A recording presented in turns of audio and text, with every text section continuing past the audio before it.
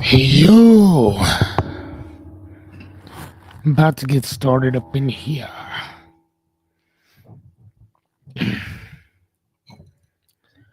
So what's going on, ladies and gents? We are getting started. Hold on, let me see what the hell I'm doing first, because as you guys know, most of the time I have no idea what the hell I'm doing. I think I'm actually starting like ahead of time though. So let me go live, which I think I'm already live. Oh please.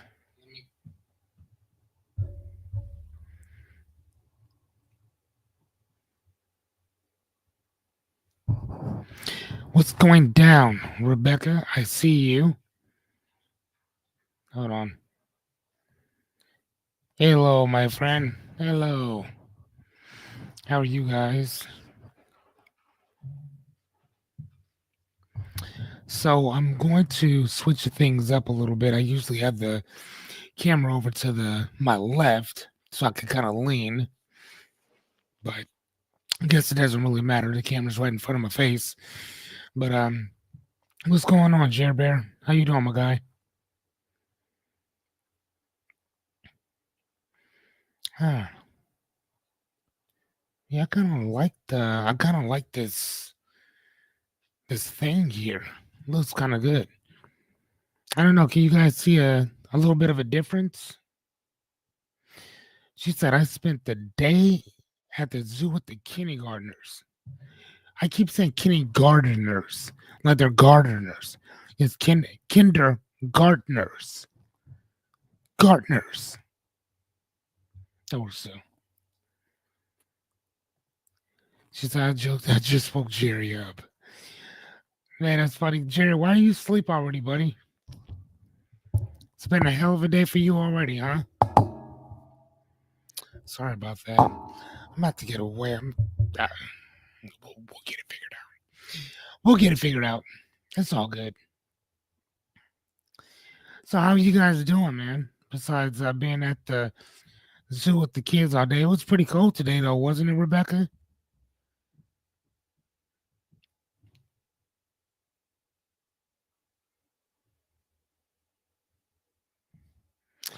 Jerry says getting old.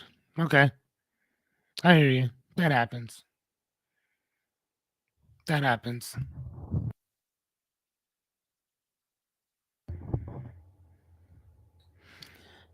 You guys said just getting old, huh? What'd you do today, Jerry?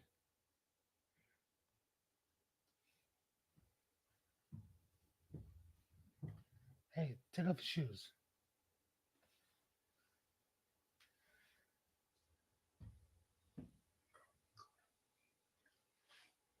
Thank you.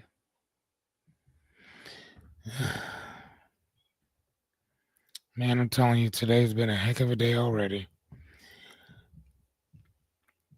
Okay, so the zoo is humid. As for really, she said, I sweated my balls off. Really? Today? I thought it was kind of chilly out today. I mean, I guess with all that walking around, though, right? Is that what you're talking about, Rebecca? With the walking around?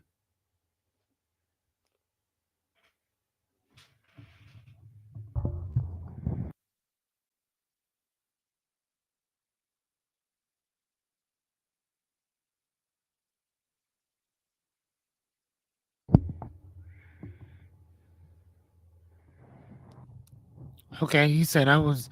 He said I went out to go hang out with some buddies today. Heck yeah, get out, go chill for a little bit. Outside was cold, inside not as. Oh, okay, okay, okay. I got you. Well, don't forget, man. When it gets hot outside, man, you gonna wish to God it was cold as shit. I'm just saying, right? Yeah, I was kind of thinking the same exact thing, like just to kind of get out and get started. But either way, today we are going to be talking about 6 reasons uncertainty and security are illusions. or I guess, or an illusion, or a illusion. How would that work? How do you? What's the proper? I don't want to say pronunciation of that. How would you say that? Reasons, six reasons, six reasons, certainty and security are illusions. Okay, so that's what it is. Or are an illusion. Nah, fuck it. Doesn't really matter, does it? Again, as soon as we get some English lits in here, then we can actually talk about that. But until then, fuck it. It'll just be Grammarly and Chat GPT for now. I keep calling it GPT. It's GPT. But I like GBT. Chat GBT. That works.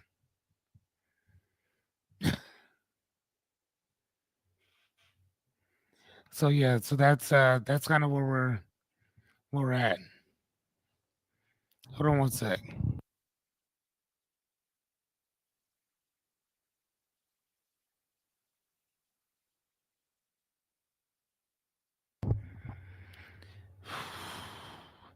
Telling y'all, man, today, amazing day. But either way, um, yeah, let's kind of get started.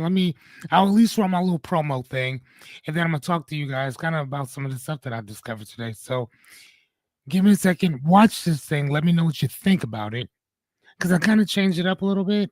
But all right, here, let's hopefully today it will not be Miss Anya's. So because I have hers here too. So today we'll use ours, right? All right, hold on one sec. All right, there we go.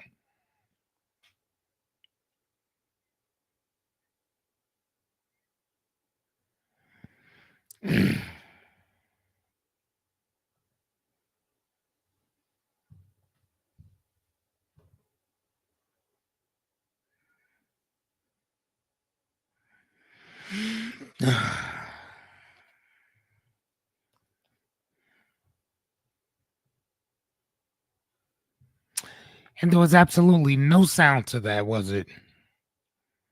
Quiet as a mouse. You guys hear that? Did you guys see that one?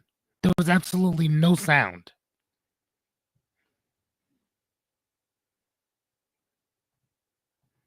Like no sound whatsoever. Let's see. Yeah, none. So apparently, um,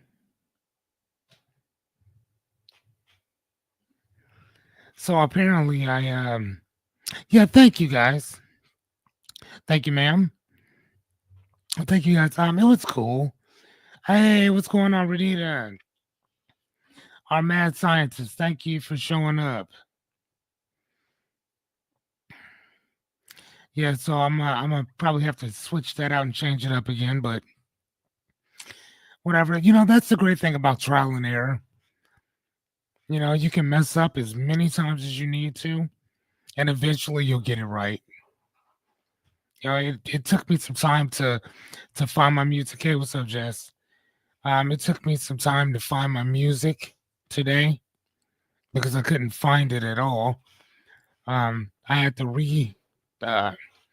recreate a whole new everything today. Today has just been just one of those days. But you know what though? We're still here though, right? We are still here. Hold on, let's go in and start sharing our screen a little bit so people can kind of see where we are. Oh yeah. Okay, I was so tired last night. I fell asleep at 7 and woke up at 3 a.m. watching the Clarity episode. What did you think? Man, that's amazing, man. Thank you so much. And if you notice, Renita, I asked about you. I was looking in there to see if anybody had seen you. and we didn't hear anything. So I kind of figured that I'll give you guys like a 24 hour no see no hear before I start contacting people. Give you guys that fearless extra touch or whatever. So I don't know, but yeah, I'm happy that you're doing good though, and that's good, man. You know what? Here's the thing that's like some of the best sleep you can get when you go to bed early and you wake up at the crack of dawn. That's some good stuff, I think.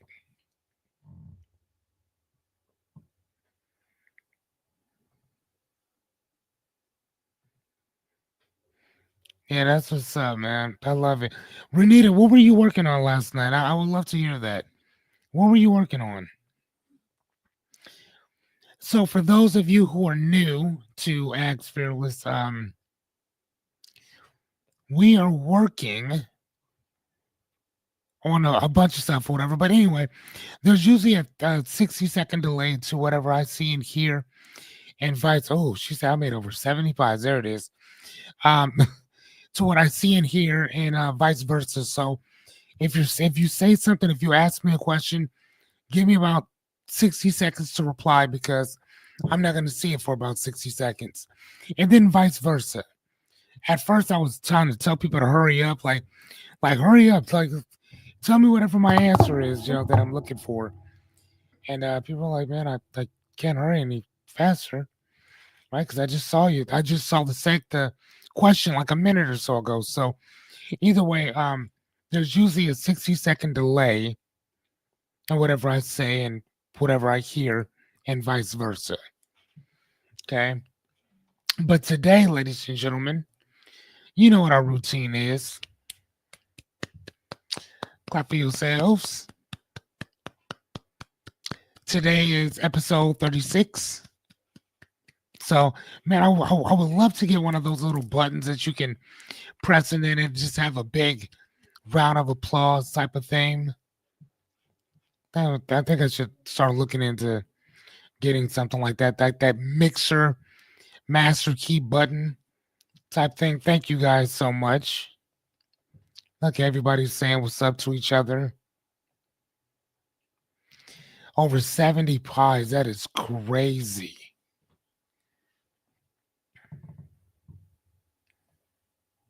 That is crazy.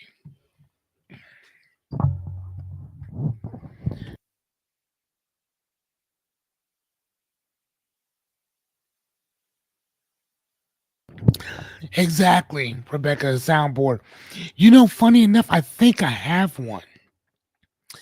I think I have one. And I might just dude, this is episode 36 today. Clap for yourself again. If you don't clap for you, nobody else will. And sometimes you gotta be the originator, get it started. Because some people may not start it, right? But yeah, I think I have a mixer, a soundboard. I think I do have one. I'm going to see if I can set it up, and if I can, we're gonna start doing that, y'all. We're gonna start having some fun with this shit, right? There it is, soundboard. That's what's up, man. I'm so happy to see you guys today. Today is Friday. You know what? I have this whole entire. I got this whole entire presentation set up. You know what? No, I'll give it tonight. I'll do it, and then tomorrow we'll just do some Q&A. If you guys are cool with that, you know what I'm saying? Like whatever questions. And here's the thing: you got to come up with some questions tomorrow. I'll come with some for you. You come with some for me. Kind of based on all the stuff that we've already been talking about, maybe. Um, but yeah, let's for the weekend, for the most part, let's do some Q&A stuff. What do you guys think about that? Is that cool with you? Can we do some Q&A type stuff on the weekends? Because here's the thing: I don't mind doing trainings and stuff. Like I love it, but it, it's kind of taxing sometimes. You know what I mean? And especially coming up with the same stuff every Well, to me, a lot of it's the same because, again, like I told you before, I've been doing this for so long. I have so many different presentations, and they all start exactly the same. But I know what I'm going to talk about before I do it because I've been living this shit for years. For y'all, it's a lot. It's new. For me, it's old as shit.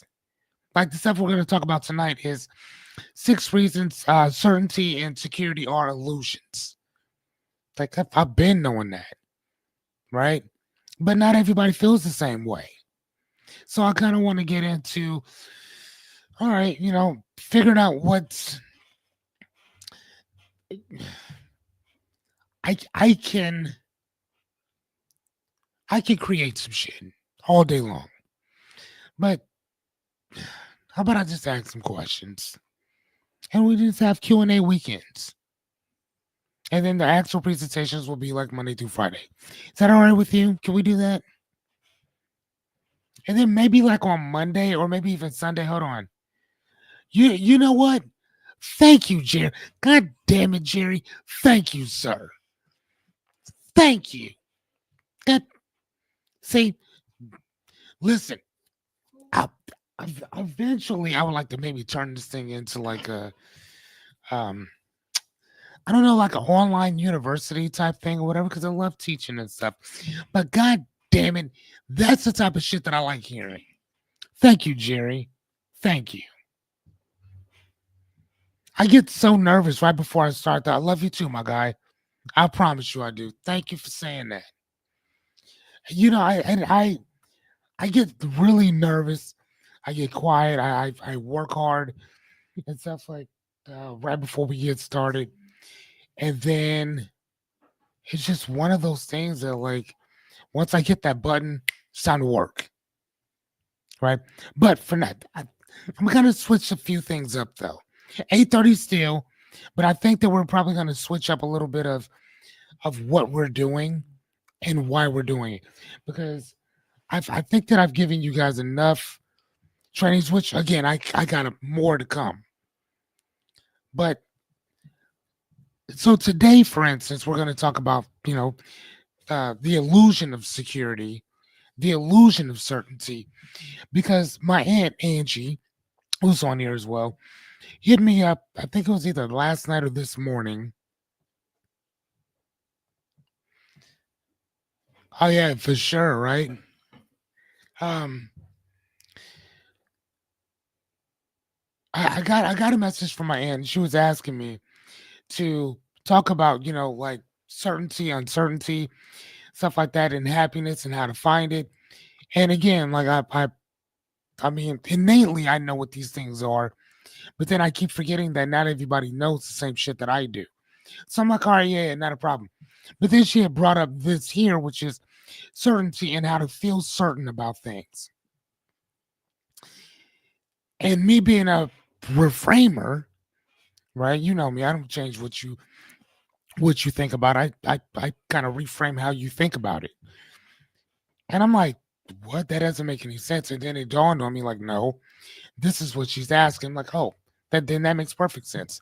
So awesome. I will make sure that I give you this from my perspective. So what does that mean? Um, certainty and security. Well, let's jump on in. Do you guys first and foremost, here's the thing. If you're just now showing up, here, let's pop into it. Blah blah blah. There, there's this the little illusionist type thing.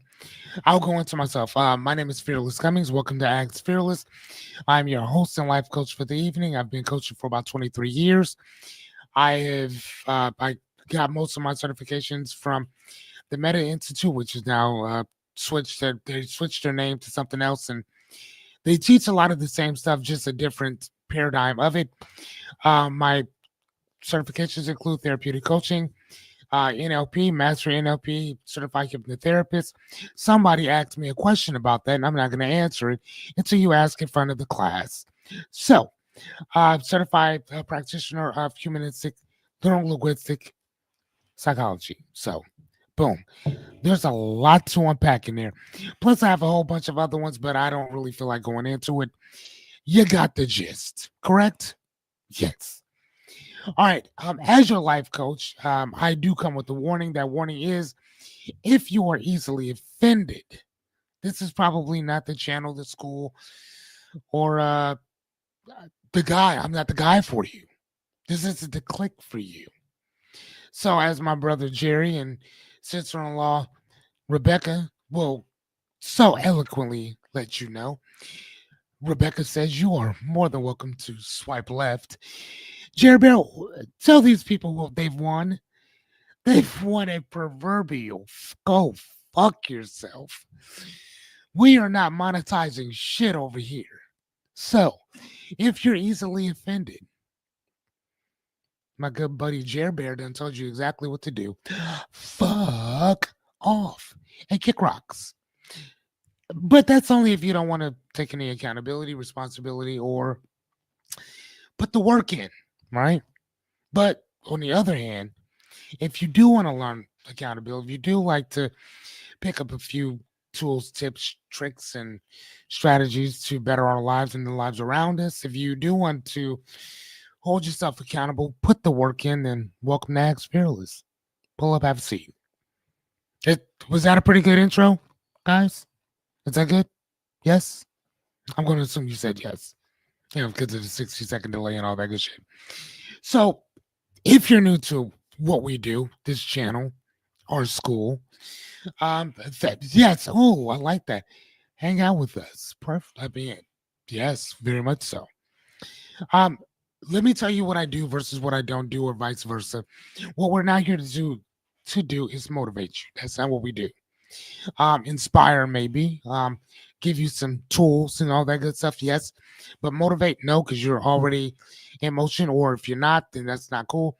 But here's the thing, I feel that if I have to come along and motivate you, then you really don't want whatever it is that you say that you want, right?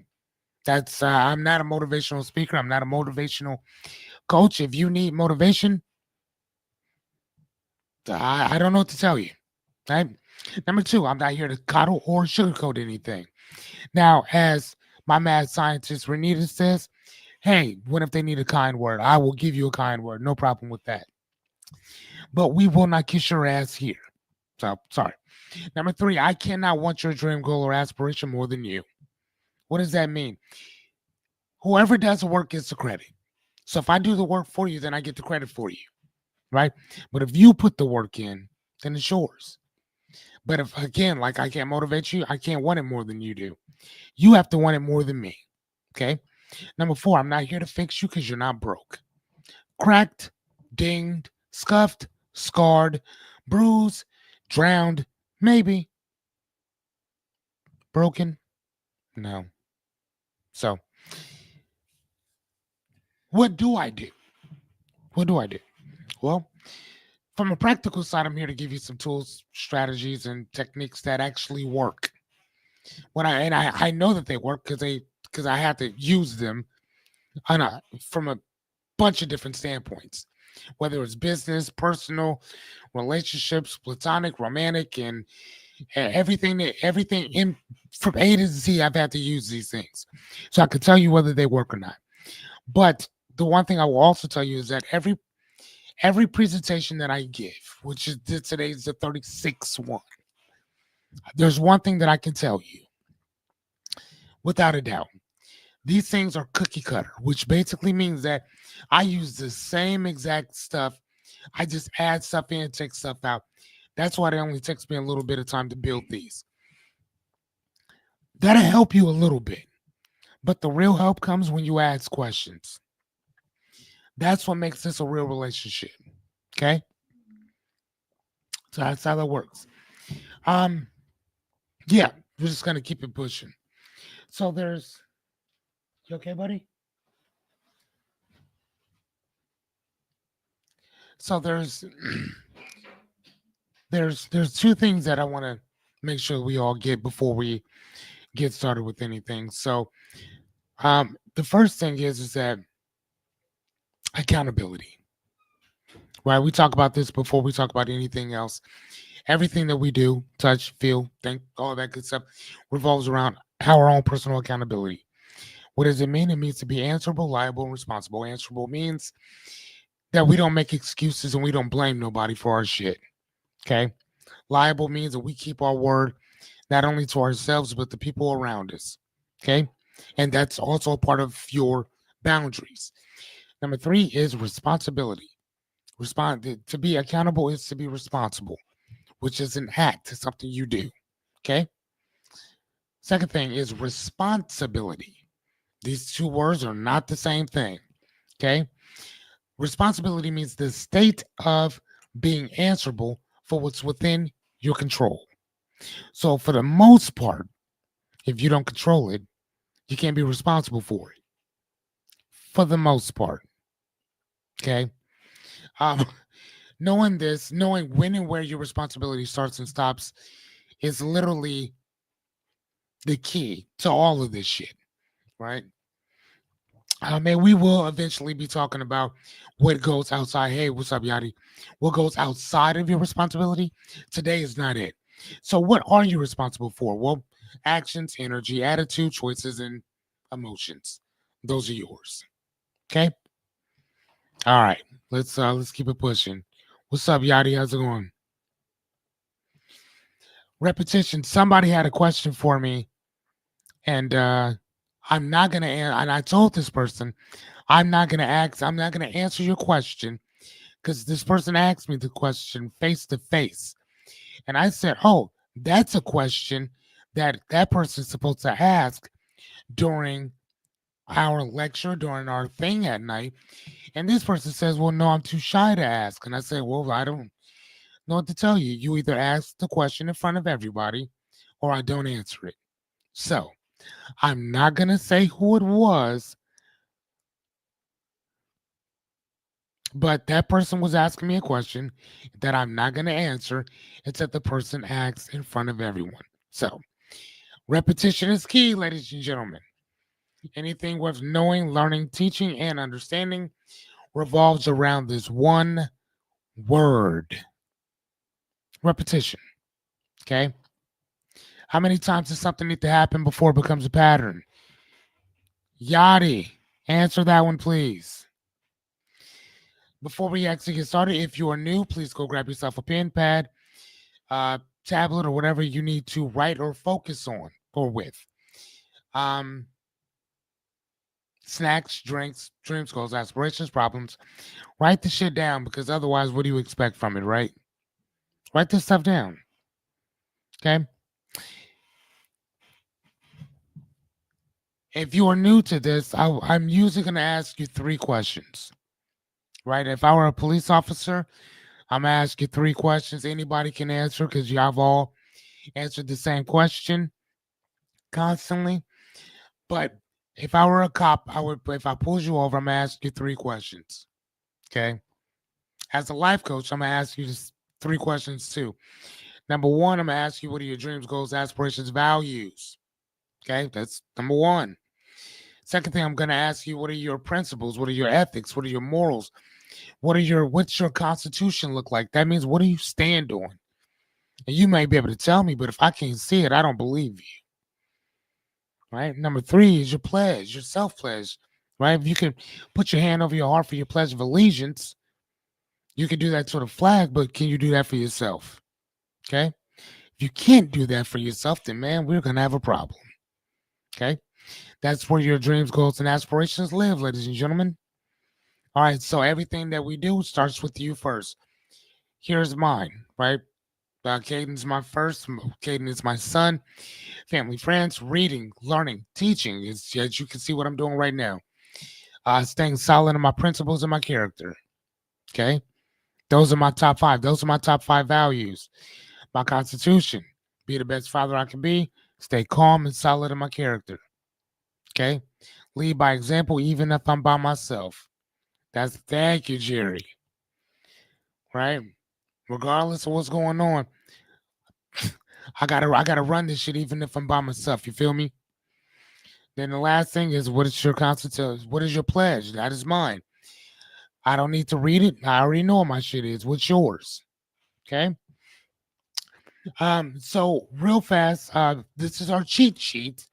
The cheat sheet basically means that if I can't, if you can't stay and watch this, I want to give you the cheat sheet so you at least know what we're talking about today.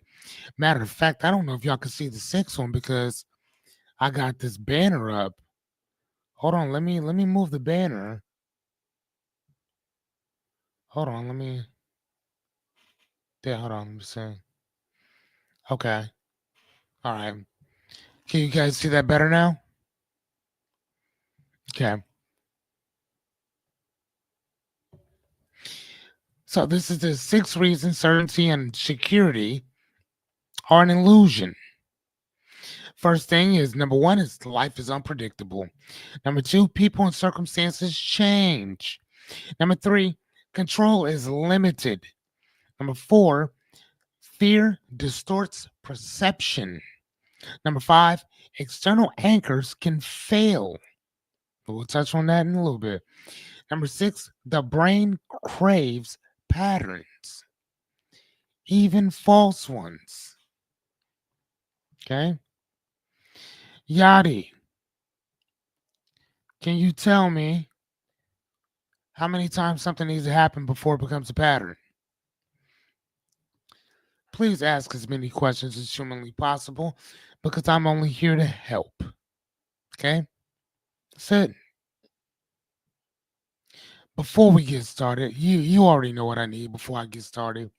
Can I get that proverbial hell yes? Can I get my proverbial hell yeah before we get it started? I'm gonna have to put some fireworks and shit behind this thing, but y'all get the objective.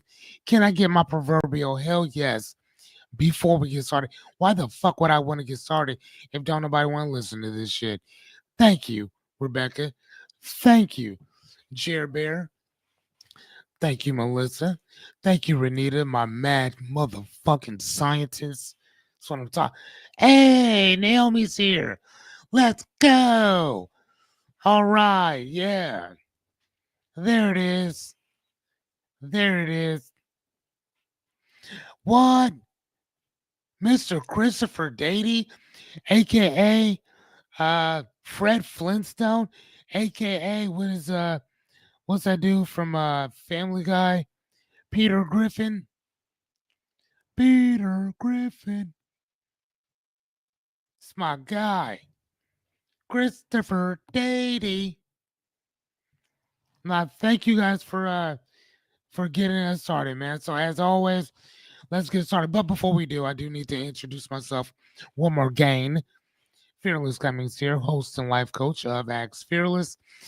If you are looking for some dreams, goals, aspirations, and all that good stuff, you already have them. But if you're looking for some tools, techniques, and strategies to achieve those dreams, goals, and aspiration ends or problems, that is my job. That is what I'm here for.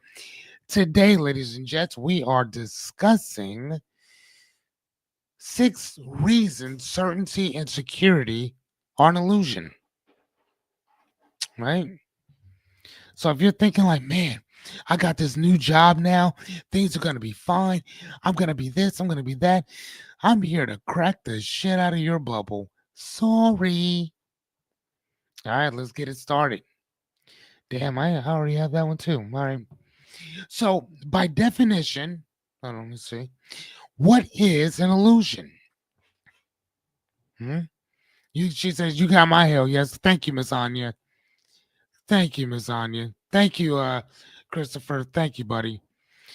Uh, an illusion is something that appears real, but it's not. Okay. It's a misleading image, belief, or idea created by your senses. Now, what are your senses? Your mind and your emotions, right? But your senses are what we would call VAKOG, which is your visual eyes, A, audio, K, kinesthetic, which means touch and feel, O is olfactory, which is your nose, and then G is gustatory, your tongue. Okay, so that is the 5 senses that we use to navigate our world, right? Now, you may see some people whose VAKOG are They may have a heightened visual, but then the other ones are lowered, right? So that's usually how we view the world and experience it. So when something is an illusion, it means that you think that it's one way, but it's usually something totally different. So it feels true, but it's not, right? It looks real, but it's completely, but it's not complete with reality. Okay, it's kind of like an optical illusion where if you're looking at one thing but you see something different, it's all part of a perception or perspective. How you see it, what percent of what vantage point are you looking at things from, right? And it controls how you react. So until you see things for what it really is, right? Which really sucks sometimes because we we walk around thinking that things are one way, and then we come to find out that it's almost like thinking about like this. It's almost like if you were on your deathbed and you have your whole entire family around you, and you're a couple minutes away from being out of here, and you've had a beautiful life, wonderful life, and you're looking at all these people that surrounded you, and they loved you and you loved them, and then somebody walks in and gives each and every one of them an envelope full of money, and that person says thank you for your service, and then as they hand that envelope to somebody and they say thank you for your service, the person walks out the door, walks out of your hospital room.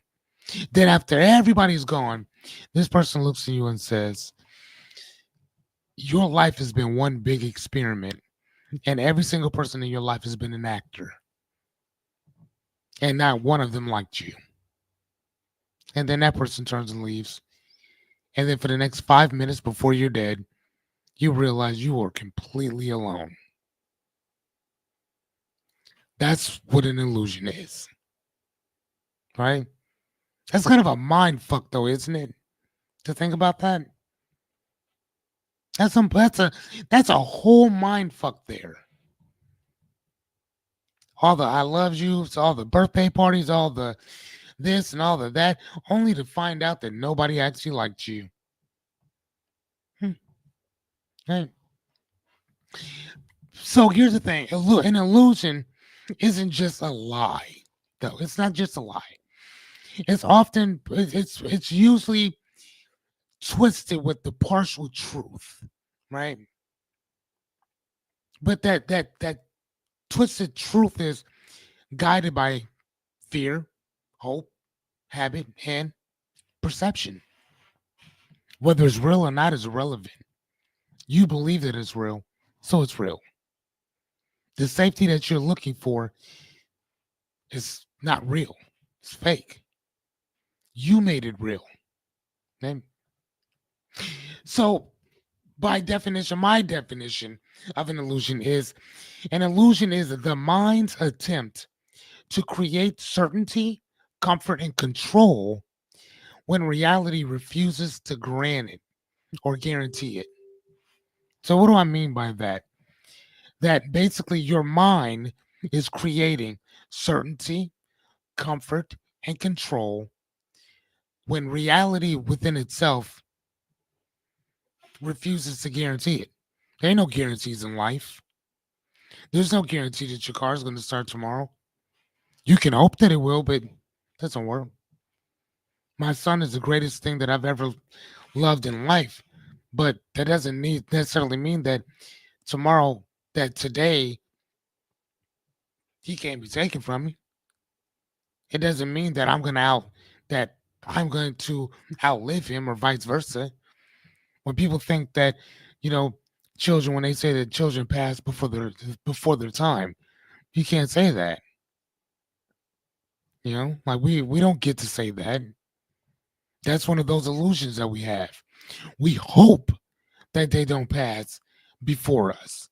We hope that. But there's no guarantee that nobody said that you're guaranteed to live longer than them. or they're guaranteed to live longer than you. Nobody said that. That's an illusion that we hold to, even when reality refuses to guarantee it. Okay? I know some of this shit's kind of morbid. I know. But I want to make sure that people really get what we're talking about before we really jump in here. So let's get this started. So, number one, life is unpredictable, right? I think that we all get that. We know that. No plan survives reality unchanged. Think about that. No plan. So you have this plan to do something big, and then reality sets in, and then real life comes in and like a stack of Jenga kicks your plans smooth the fuck over. What do you do then? What do you do when your plans no longer work? And you sat there and you wrote it out and you figured this out, you figured it. I mean, it's a perfect plan. And then reality and God, the universe, whatever you want to call it, came and just kicked your shit over like a deck of cards. Then what do? Right? Because what we don't see is that there's variables outside of our control that are always at play. Always. You always got something, some unforeseen thing happen to you or happens to your plan, right? A plan is a yes. A plan is simply a starting point. Yep. Just get it started, right? Flexibility beats perfection every single time. And you're gonna hear that quite often in this lesson tonight. You're gonna hear that quite often. Flexibility beats perfection every single time. Why? Because as rigid as you are and wanting things to be a certain way, as long as I'm able to pivot, I'm always going to land on my feet, if you will, because I at least see what's coming before you do. You expect things to be a certain way. I expect things not to be. See what I mean? All right, so number two, before we get started, do you guys do you guys I don't want to say believe that because whether you believe it or not is irrelevant. Do you understand what we're talking about? Do you agree with that statement that life is unpredictable? How about we start there? Do you believe that life is unpredictable? Matter of fact, I'll start us off. Um, I'll matter of fact say I. I want you to say I if you believe that life is unpredictable. Or I mean, matter of fact, I mean, shit, you could be like, life is very predictable. Perfect. I would love to hear why you think that it is. And of course, okay, most definitely. Rebecca says, of course. Anya says, I. Jerry got his hand up. My mad scientist is like, what? Please, most definitely. Hey, D's here. What's going on, D? Whatever, right? I mean, I'm just saying that's kind of how that works, all right? All right, so let's move to the next one. Number two, people and circumstances change. Hey, what's going on? Right? Think about that. People and circumstances change. Right? Relationships evolve, shift, and sometimes they end. Here's the thing.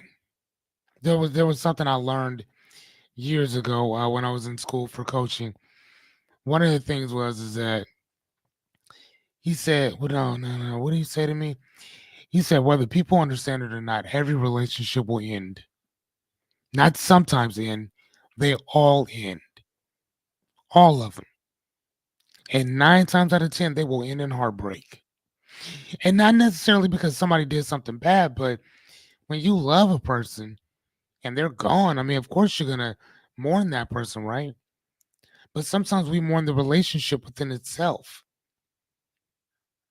You know what I'm saying? I mean, I don't know about y'all, but I've been in relationships, platonic, romantic, whatever, that you actually miss the relationship within itself. because sometimes we think that people and circumstances do not change, right? But unfortunately, they do constantly, right? So let's look at the economy, for instance. The economies rise, they fall, and they transform. Not just economies, fucking countries, civilizations, uh, companies. Everything is in constant ebb and flow. Everything.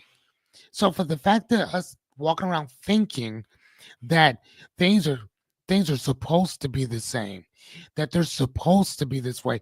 No, the fuck they're not. Man, you know how many people out here talking about how Donald Trump is fucking up the economy and this that, and the other. Cool. Okay. I hear you.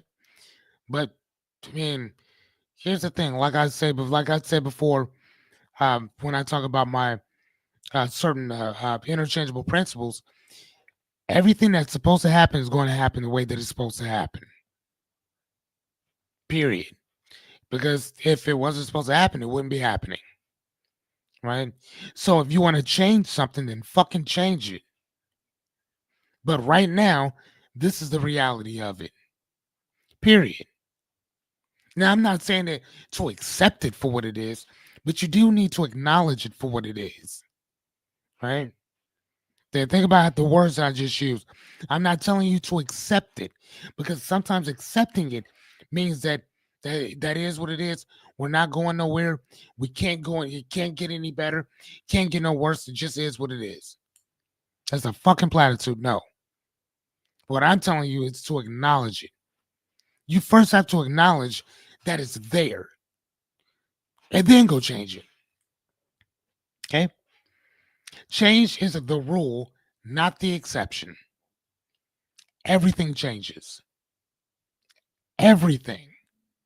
Now, progress is the exception, but change is fucking inevitable. That's going to happen whether you want it to or not. You can work out as much as you want, and gravity is still going to whoop your ass at the end of the day. Right? You can be out there running every single day.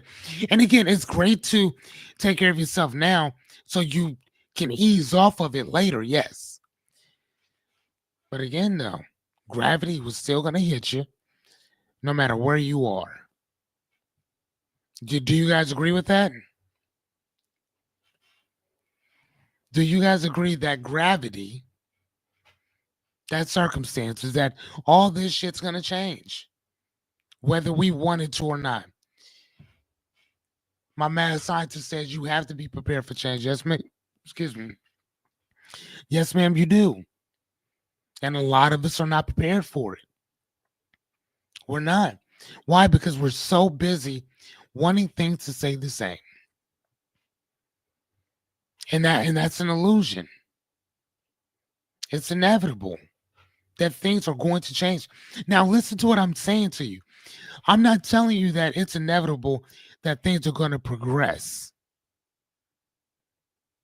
That there's going to be progress. I'm not telling you that. I'm telling you that it's inevitable that change will occur. You know what I mean? Because in order for things to progress, they have to change. But change does not always mean progress, so does it? See what I mean? Play on words. Right? Exactly, D. We get mad comfortable with shit. Right? We get mad comfortable. And then we think that, you know, that, oh man, I'm comfortable now. What happens if somebody come take all your shit from you? What is that called? What is that law called? Uh Man, I was just talking to somebody about it. What if there's a law where the government, the state and the government can come take your shit from you? If they can't get you for a crime, they can take your car, they can take your house, blender, refrigerator, uh, shoes, clothes, all that shit. What is it called? There's a law, man. What is that called? What is that law called? No, it's not qualified immunity. I know that. Ah, man, there's. Please tell me that one of y'all know what that law is. Man, what? There's a certain law that. Hold on 1 second. I'm sorry, dude. Give me a second. I'm gonna look at y'all stuff too. Hold on, just don't touch my dog. That's so funny. There's a certain law. Um, it's not qualified immunity. What is it?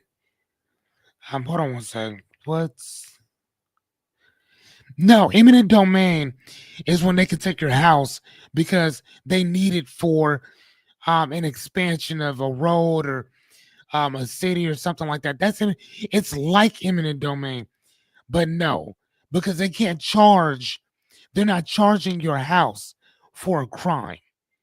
What's the law where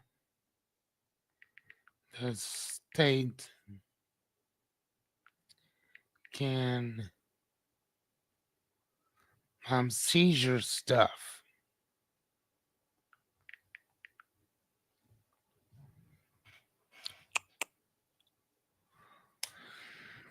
Did you guys say it? I hope you guys didn't say it either. It's in your property. I am not seeing it. So you guys aren't putting it up either.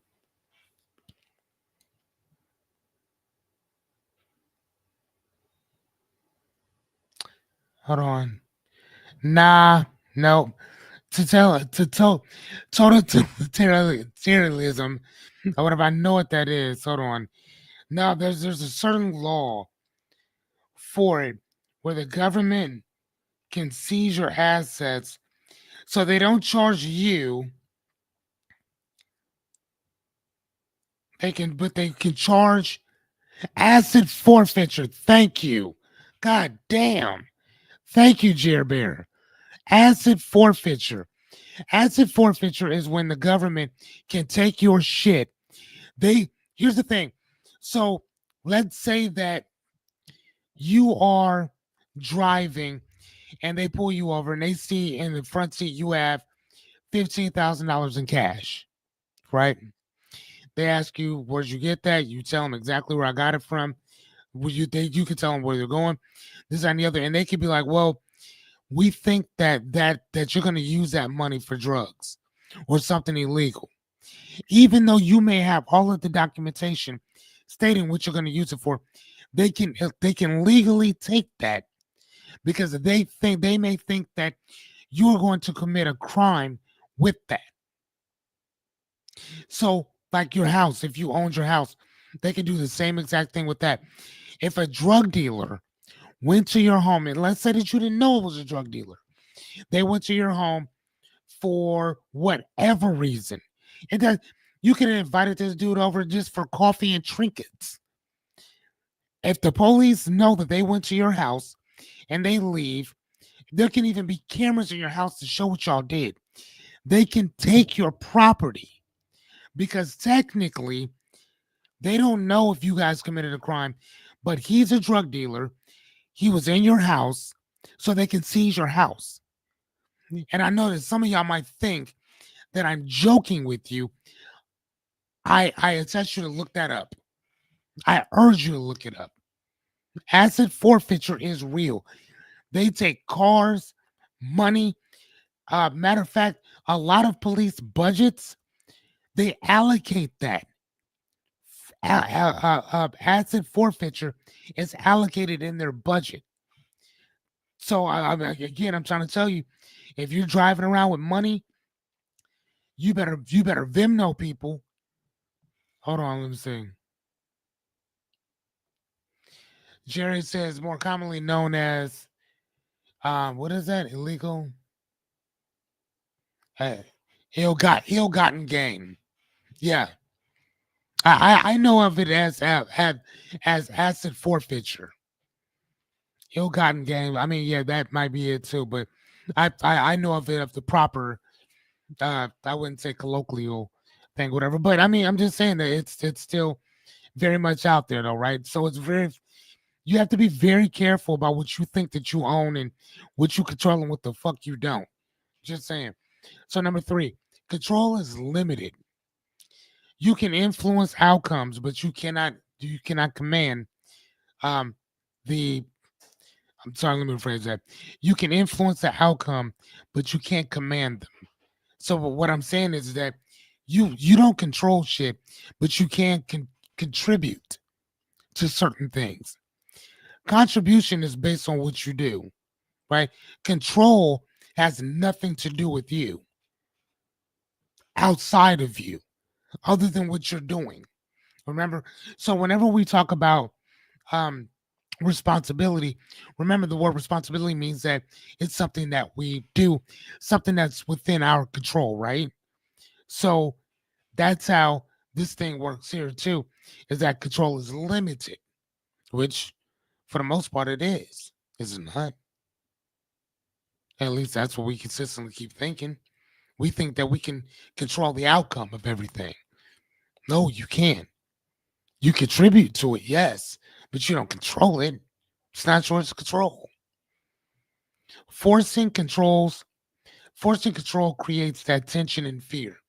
So I had a meeting yesterday, no, actually a couple days ago, and one of the young men that I work with is on probation, and he's not violated probation at all whatsoever. Actually, matter of fact, he's been stellar while he's been on probation. But the people around this individual that also help take care of him state that, well, we don't like his behavior. We don't like the way he talks back to us. We don't like this. We don't like that. So it's like, oh, well, sorry, we just feel better that we're just going to keep you on probation.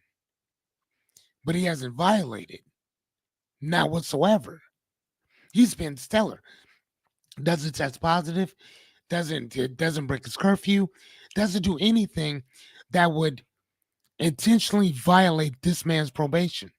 But yet instead they're like, well, we'll just keep him on it, kind of like as a crutch. So we don't want to put the work in and actually do the work to help this young man. We'll rather just keep him under this little guy's over here because we know we can control him if he's on probation. We know for a fact that he's not going to do certain things if he's on probation, as opposed to letting him off of it and then doing your job and helping him. True strength is adaptability, not rigidity, not rigidity, not being rigid. When I write this shit, it just comes out of me. But right, so true strength is based on adaptability, not rigidity. There it is, rigidity. Right. What do I mean by that? The person who can actually move around the most, do they thing, they're gonna be able to wiggle out of whatever you put them in. For people who are stiff, can't do anything, bro, you're not going nowhere, bro. You are fucked. Right? All right, number 4. Fear distorts perception. Yes, it does. Fear tricks you into chasing safe illusions. Naomi stayed at a place she was there for 15 years. Last 5 years have not been the best. Right? 5 years haven't been the best. She did not leave based on fear. How am I going to feed my kids? How am I going to take care of my family? How am I going to pay my rent? How am I going to pay for my car? How am I going to do this? How am I going to do that? Remember we were talking about um, the hero's journey? And once you get that call, we start refusing it. And when we refuse that call, what are we doing? We're basically coming up with all these reasons of why things are not going to work out. We create justifications to stay exactly where we are. Think about that. We create justifications to stay in this safety zone, although they're poking and prodding you like some type of fucking animal. Because there is no respect for you. Right? They're clicked up. You're not. They don't give a fuck about you and your kids. They don't care whether you can pay your rent or not. They're not going to invite you to meetings. They're not your friend. See, the problem is, ladies and gentlemen, is everybody thinks that everybody wants to be safe. Everybody wants that certainty. It don't fucking exist. I'm certain that certainty doesn't exist. Right? It magnifies risks and minimizes trust. That's what fear does to perception. It magnifies our risk and it minimizes trust. So instead of trusting yourself, you're making your fear is making leaving or sometimes staying bigger than what it is. Bigger than what it is. How many of us have been in relationships that are just that we've magnified the risks? What if I can't take care of this? What if I can't do this? What if I can't do that? What if I can't provide this? What if I can't provide that over there? Right? How am I going to pay bills? How am I going to live? What happens if my car breaks down? We so like lawyers, we make the case for all these justifications, right? Because that's what fear does. It distorts everything, right? Fear-driven control leads to shallow peace. You ain't gonna have no peace with fear. It's not gonna happen like that. Not whatsoever. You can't have it because while peace is over here, you're over here with this fear-minded type of shit. You know how you get over that? I'll tell you in a little bit. Right? It's very simple. Two little small things. As a matter of fact, everything I'm showing y'all right here, y'all gonna be able to. As soon as I show you what the solutions of all this is, you're like, oh, okay, I got it. Right? Because I'm building this bullshit up for you to see that. Think about it. For those of you who've been with me for the last 35 days, y'all know this shit. You already know what the solutions are gonna be. Matter of fact, before I even move forward, let me introduce myself right quick because I haven't done it in a little while. My name is Fearless Cummings. Welcome to Acts Fearless. I'm your host and coach for the evening, life coach. Here we talk about our dreams, goals, aspirations, and/or problems. As your facilitator and host, my job is to give you some tools, techniques, and strategies for those dreams, goals, aspirations, and/or problems. Today we are talking about the 6 reasons certainty and security are an illusion. And I was going to say something I fucking forgot. Anyway, actually, no, I think I was going to ask you guys a question. It doesn't matter. It'll come back to me. That happens. See, Jesse told me, every so often, state what you're here for, state what you're doing, and then you can always go back. Yeah, I fucking forget. Anyway, that's the reason why I write everything down. Dead ass, no joke. All right. Y'all hear that shit? It's so funny. All right, so number 5. External anchors can fail. What does that mean, an external anchor? That means anything outside of you that you have no control over is going to fail or can fail, right? That plus job you got, that money you got, that status you have, or even the health are all temporary, right? Jobs, money, status, countries, love, relationships, temporary. They're all temporary. And I know that sucks kind of hearing that. But I personally think that it's enlightening to understand that because, and I don't think that it should be a bad thing. I think that it's a great thing to understand um, that all relationships are temporary. Because I think that that's why you love a little bit more, you hug a little bit more, you stay down a little bit longer, right? I mean, at least that's what I think. Yeah, I don't know. Fuck, maybe I'm wrong. Building security on externals create hidden anxiety. What do I mean? That's almost like building a house in quicksand. It's a matter of time before that house comes crashing down. It's only a matter of time. Why? Because the foundation that you stand on was never meant to take anything of that magnitude. Right? They build houses, I think, like on the East Coast and shit, even the West Coast, that they don't even though down south, I know for a fact that they don't even insure those houses for that. They don't even insure them because it's like, why would you build your house on a fucking cliff and then take out all this insurance for it? No, your dumbass should have thought about that before you laid that first cement block down. You should have thought about that. Why would you live in a mobile home in the middle of Kansas in Tornado Alley? Bitch, you know it's about to happen. From from what? From what is that? January, February. What month are we in? We are in May. It's May? Right. So we're talking about from March until like what? September? Mother, you asking for it. You know it's coming for you. And y'all gonna sit there and act like you don't know. You didn't know. On Channel 7 crying and shit that your television was thrown fucking 3 or 4 miles down the street. Fuck is wrong with you? Come on now. Right? Shit's gonna happen. Correct? You guys agree? Yes, no? I'm gonna say yes. Here, matter of fact, shit me first. Yes. That shit's gonna fail. Whatever you set on there is gonna crack. Right? Your true foundation must be internal.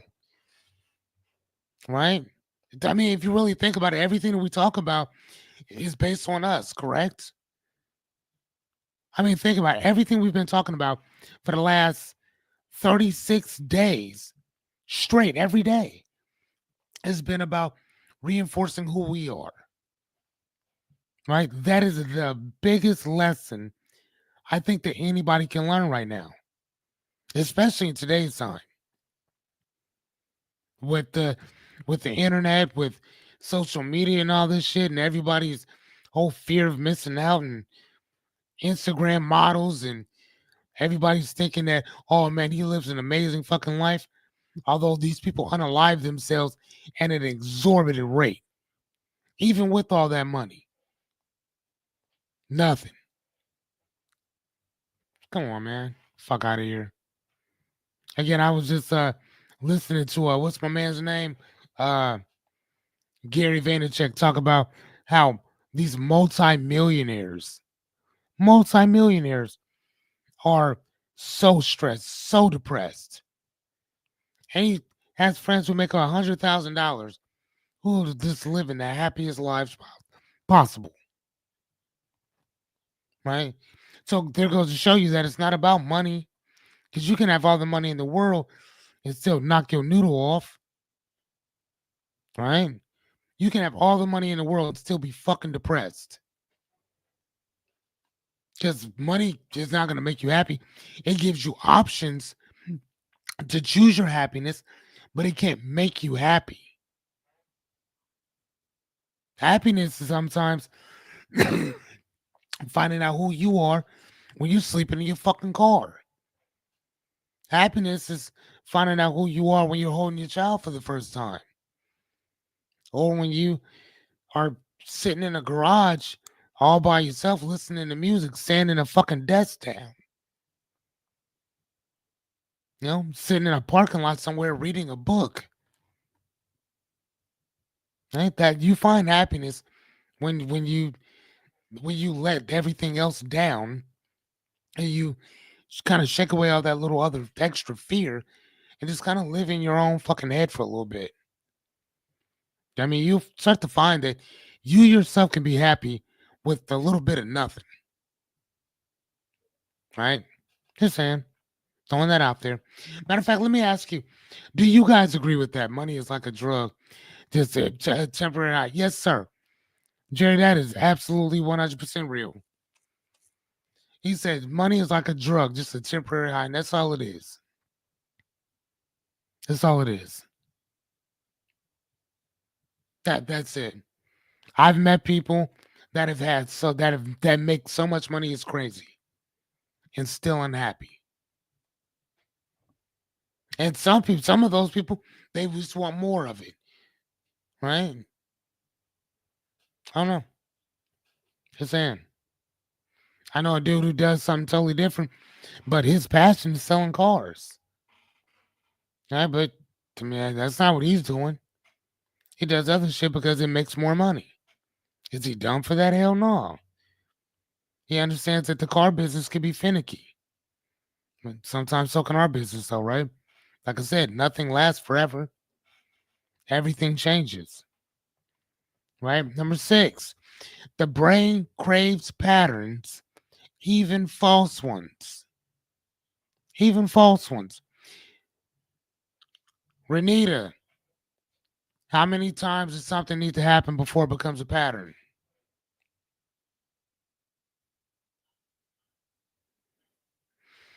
And I agree with you too, Miss Anya. She's awesome. Thank you. 3 is our lucky number.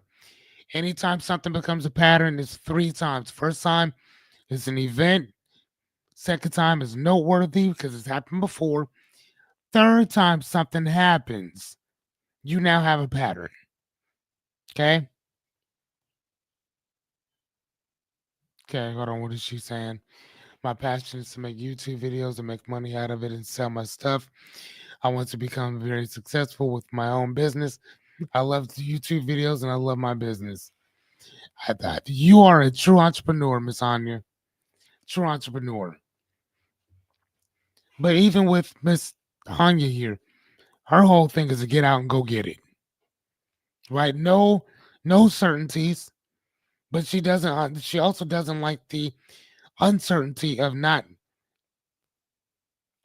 going out there and at least trying. Right? I know people that have businesses that don't do shit with it. This woman, man, she can't wait to get out and go talk about her stuff. Right? I know people like, man. I was talking to this lady a couple days back, actually a couple days ago, and we were talking about her business, and she's getting coaching and this and the other now. And she barely talks to anybody about her business. She barely talks about this and the other. Miss Anya will talk to anybody anywhere about her business. When I tell you that she keeps business cards on her, she was in a bathroom at a local restaurant handing out her business card to people in the bathroom. We went to the movies once, and she's done this several times.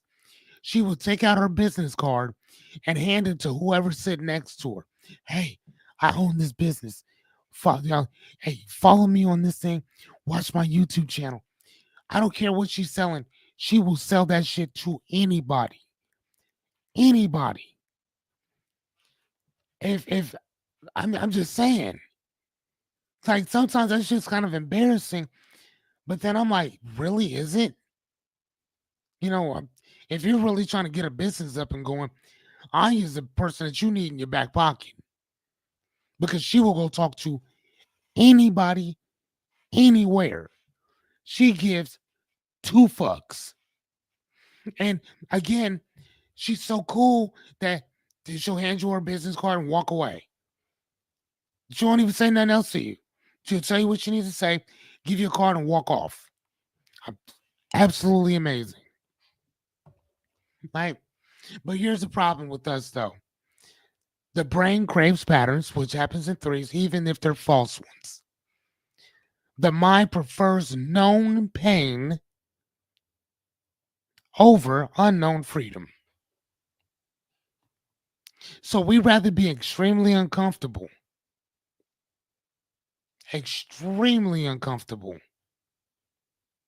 than have a little bit of comfort, but don't know how to go get it. if that makes any sense. So we'd rather be extremely uncomfortable than basically being uncomfortable to go get that freedom that you're looking for. And that's kind of what Anya does. Anya is not uncomfortable to go do it. At least I've never seen her uncomfortable to go talk to somebody.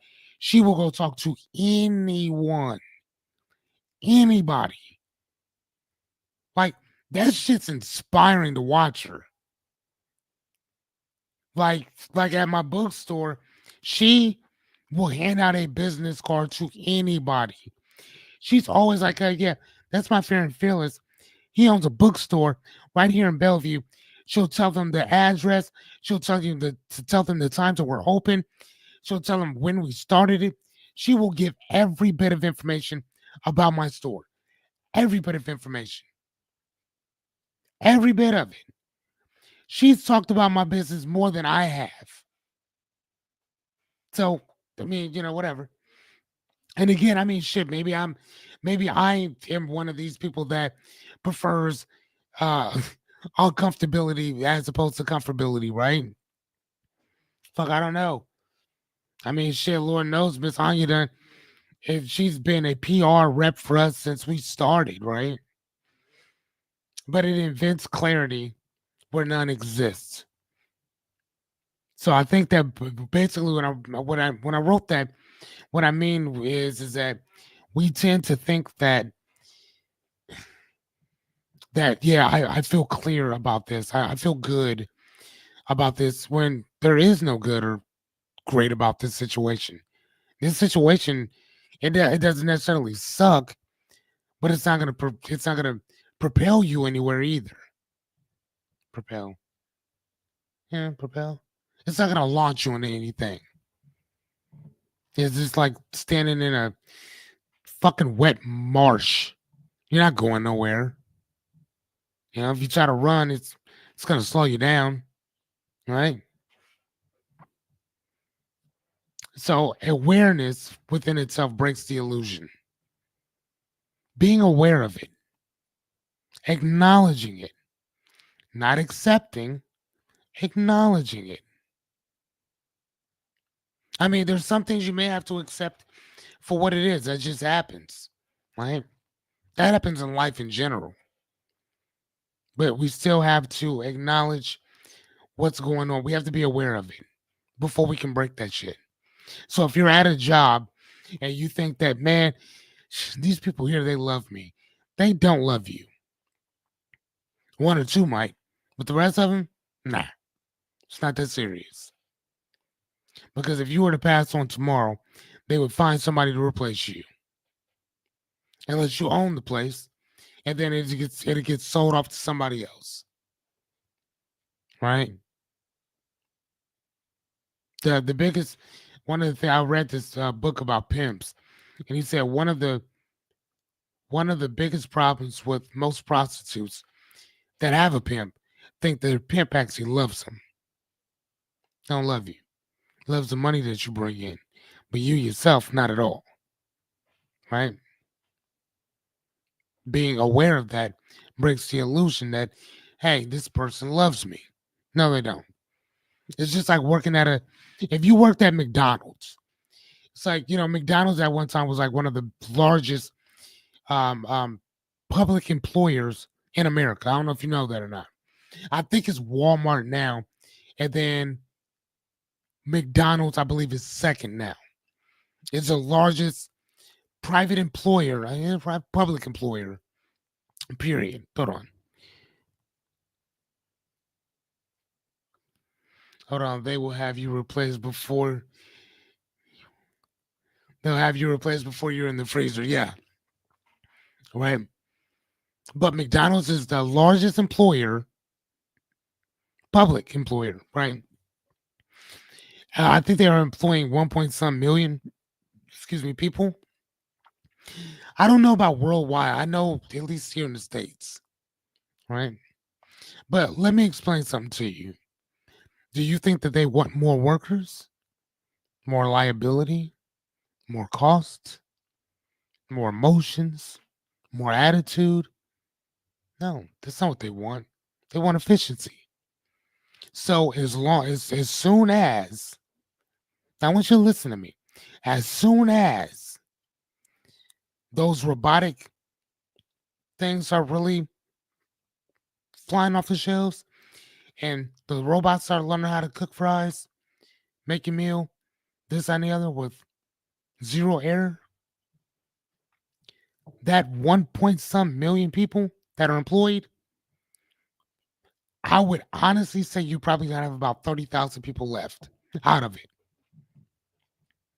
And even then, they'll probably be maintenance crew and engineers.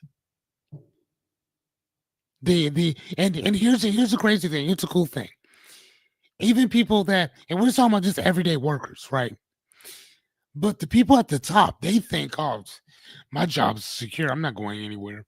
As soon as it becomes automated, they're losing their jobs too. You see what I'm saying? They'll lose them too. So it's not the fact that your employer wants you around; they need you there. Period. But if they can replace you with something that never takes a day off, you're fucking done.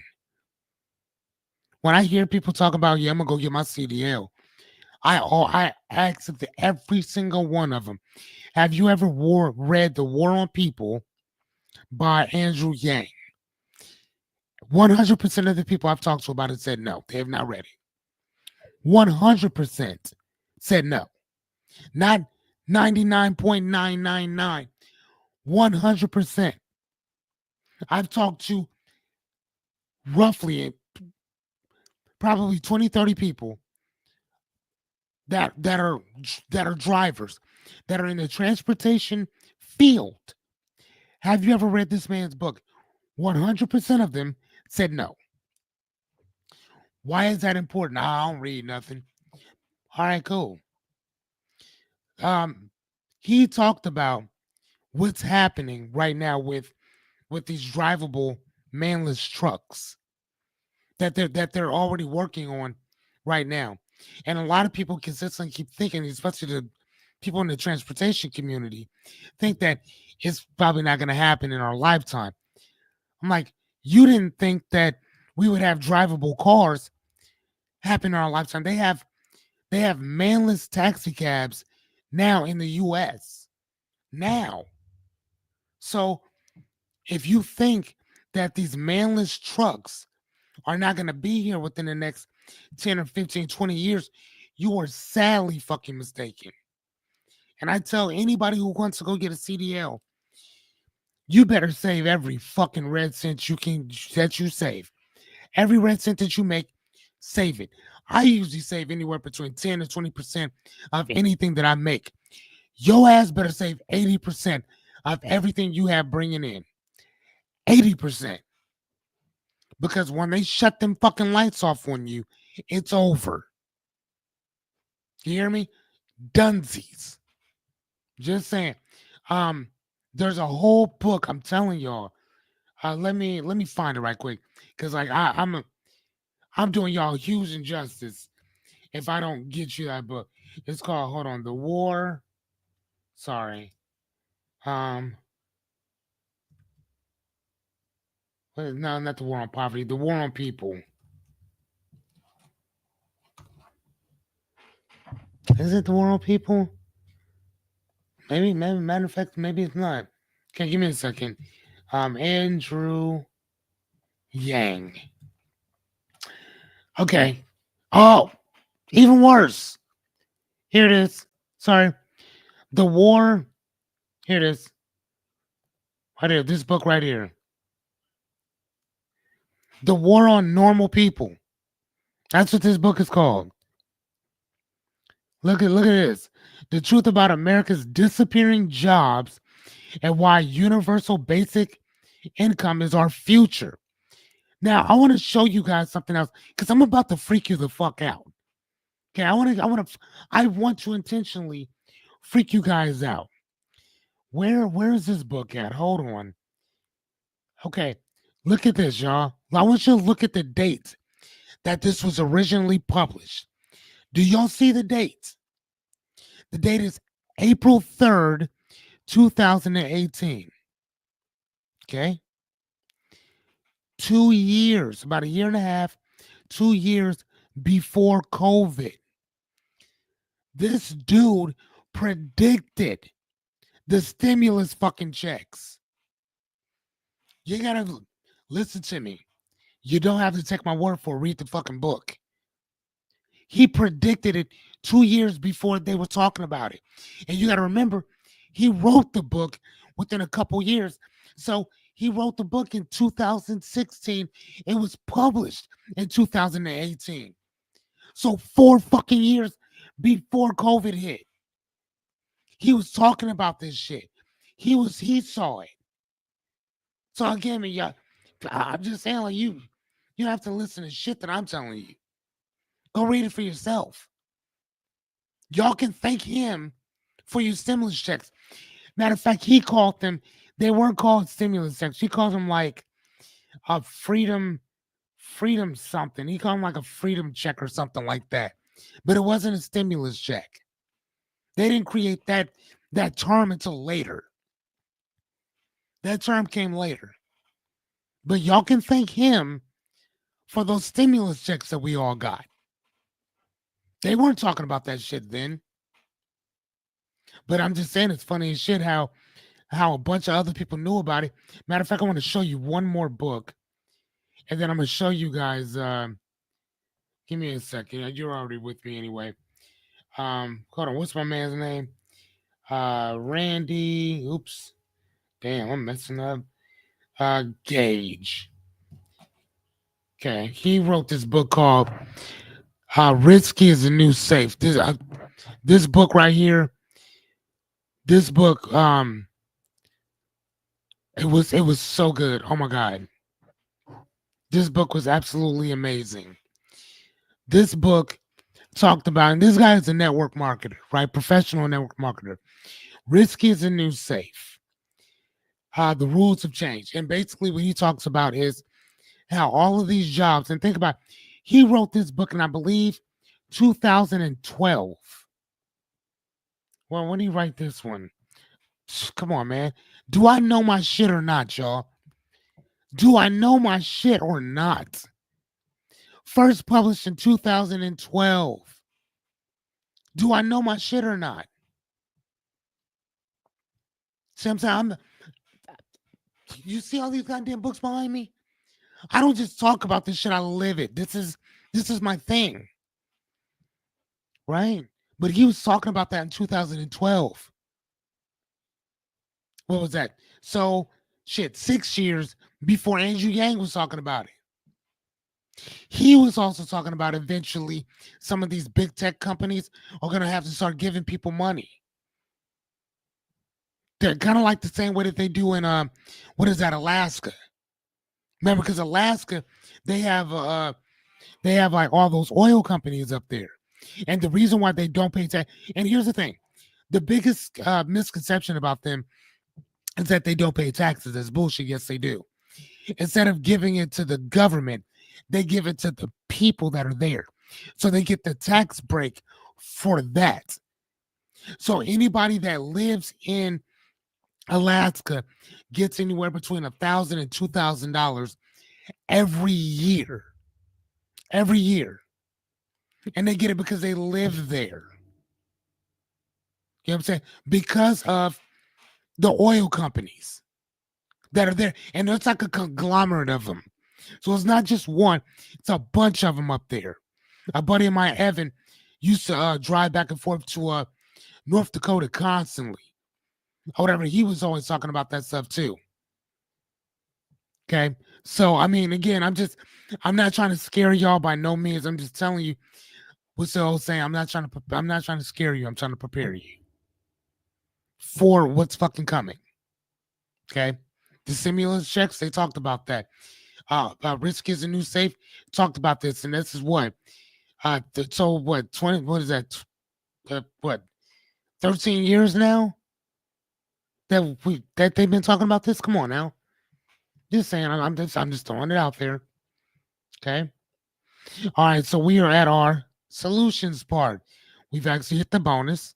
Now we're solutions. So what are our solutions for this? Solutions. So we have two of them. Number four. Number one, break free from the illusion. So the first solution is build an inner security.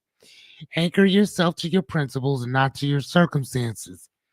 Isn't that what we've been talking about for the last 36 episodes? For the last 36 lessons? Huh? Your principles, what you stand on, that pledge we talked about, knowing what your values are. I'm telling you, right? I'm going to strengthen self trust through small acts of courage. Now, when we talk about acts of courage, the word acts means you have to do something. You got to be courageous in what you're doing, right? Put in that goddamn work. It's yours. If you want something better or different, that's what you have to be willing to do. Period. Okay. Last thing is no confidence. Excuse me. Confidence is better than control. Having self confidence within yourself is better than controlling any other situation because it leaves you to be nimble, flexible. You can move a little bit, right? And the second part is um, master adaptability, which I just talked about, over attachment. When you attach yourself to shit, you don't like to move things around, right? You like things to be rigid. You like them to be one particular way. Fuck that. Nah, that's gonna kill you in the long run. So instead, trade that rigid expectation for flexible preparation. Trade it. If somebody says, "Man, we need you to do this and the other," you say, "Well, is there any flexibility in that? I want you to work here at this time to this time. What if my kid has a doctor's appointment? And I don't think I want to come in at that time." You know what I mean?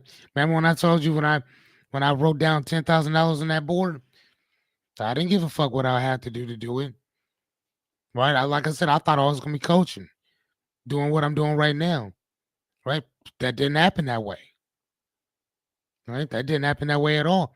I ended up doing something else. But if I were to have kept my hand on my coaching stuff, I would have never made that money at that time.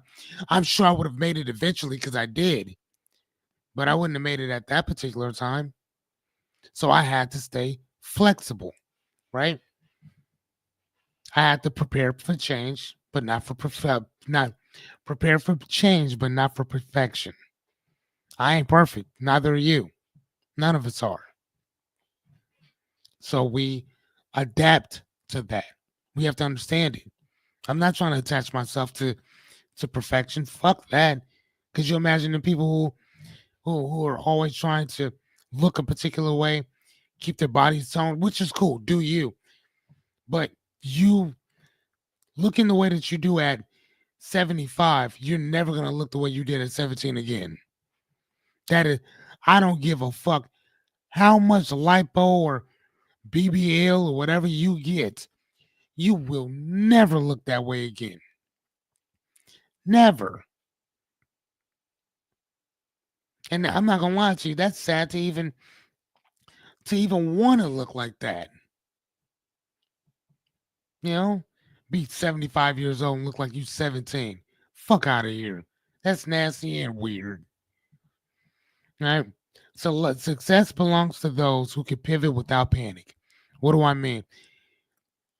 Your life, for the most part, you're gonna get what you want because you're willing to not only put in the work, but you're willing to be adaptable. Like I said, if you want to make 10,000 or 15 or whatever it is, you got to be adaptable in your approach. You might be thinking, man, I want to sell, I want to sell glasses for that. All right, cool, right? But what happens if you don't? What happens if, uh, what happens if cleaning houses makes you that $10,000 instead of glasses? Are you not going to clean houses because it's not the glasses? I would fucking hope not. I would hope that you would stay flexible enough to say, you know what? Let me pivot out of this. I love doing this, but let me pivot into this because this is what makes sense right now. right? And you can always go back. Look, I'm ended up doing exactly what I wanted to do. It just took fucking 10 years of 10 fucking years to fucking get here, right? 10 years. But I also have 10 years worth of experience to give you now that I did not have before. Okay? So out of all the stuff that we talked about, because we're done, and we're also past a little bit of our time, which one of these did you guys well, which one of these kind of spoke to you the most about the security that goddamn, Jerry, that was quick as shit. Jerry, did you already have that written? God damn, Jerry Bear, what the fuck? He said number one, two, three, so all of them except for four. God damn. Wow, Jerry. Okay, what about you, Rebecca? Or she knocked out? Shit, she was at the goddamn zoo all day. What about you, Miss Anya? Chris, what do you guys think? What about you, Renita? My mad scientist.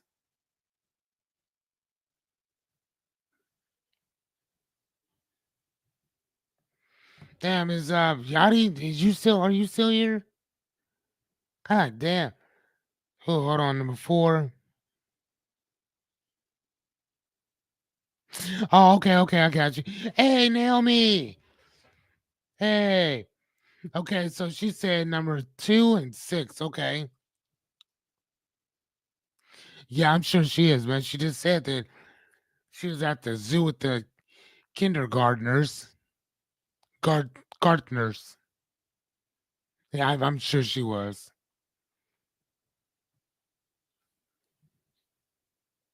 Okay, so Naomi says number two and six. Okay.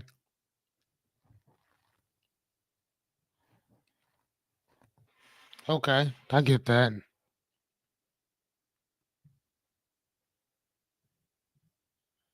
What about you, Christopher? Which one kind of resonated with you, sir? And Max just fell out of bed. Hey, what's up, Yachty? Miss Yachty said one, two, three, and four. Okay, life is unpredictable. Okay. People and circumstances change. Okay. Control is limited. Okay. Fear distorts perception. Okay. Okay.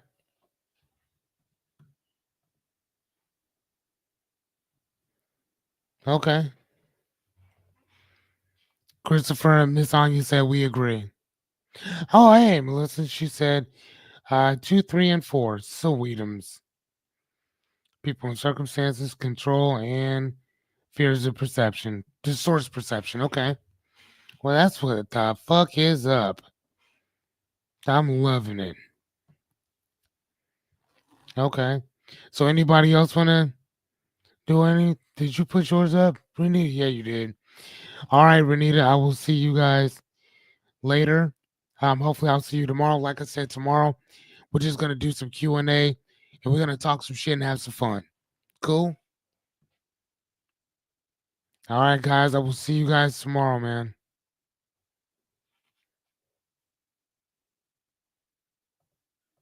Bye, everyone.